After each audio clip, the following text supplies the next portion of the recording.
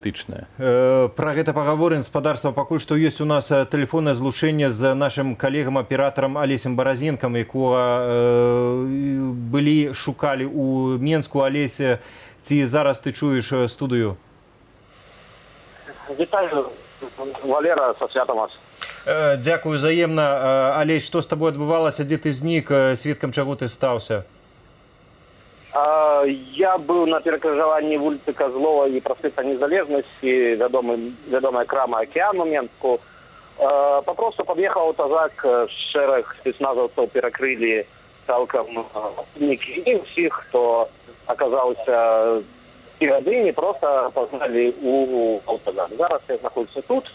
Мы фактычна я бачу на краму связной, краму «Океан», на гэтым перакрыжаванні. Со мной на аўтазаку каля 15 асобаў, ёсць дзяўчына, ёсць наши коллеги з Тутбая, агентства Менск Навідны, з Белапану таксама. Вось чакаем далейшае развіццё працэсу. Алесь, наколькі жорстка вас затрымлівалі, ці ёсць пацярпелыя сярод затрыманых? Ну, у прынцыпе, мяне і калегаў затрымалі без прыдзельных гвалту.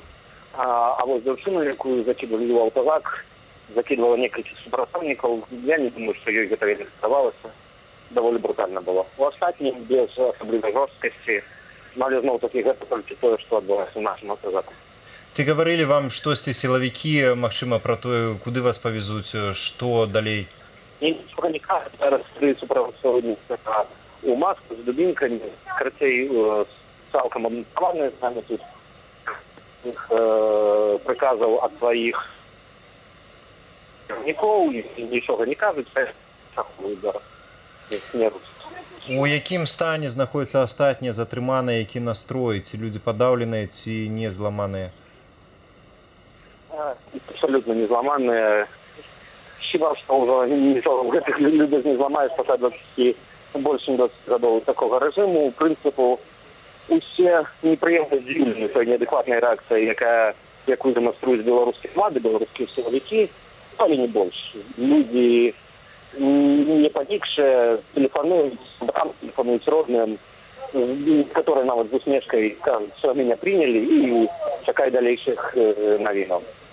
Алесь, яшчэ калі выйсці па-за межы аўтазаку, пакуль ты там працаваў, твае ўражанні ад таго, як настроеныя людзі, і, магчыма, твае ўражанні ад міліцыянтаў, якіх ты бачыў непасрэдна перад сабой, у якім хто з іх стане знаходзіцца?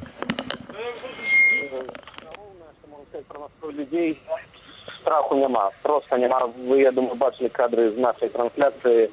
Людзі, вось нават гэта неадэкватныя паводзіны міліцыянтаў, сустракалі з смехам, яны ўжо нічога не баяцца. Яны ўжо разумеюць, што гэта тут зараз яшчэ аднаго да нас загрузілі.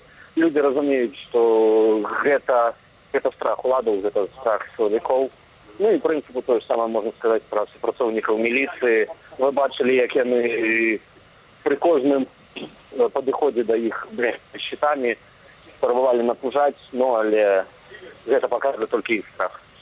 Алесь, дзякуй вялікі за тваю працу, і, калі ласка, беражы сябе, беражы калегаў, якія знаходзяцца побач, іншых затрыманых. Будзем далей на сувязі заставацца, пакуль што вяртаемся ў студыю.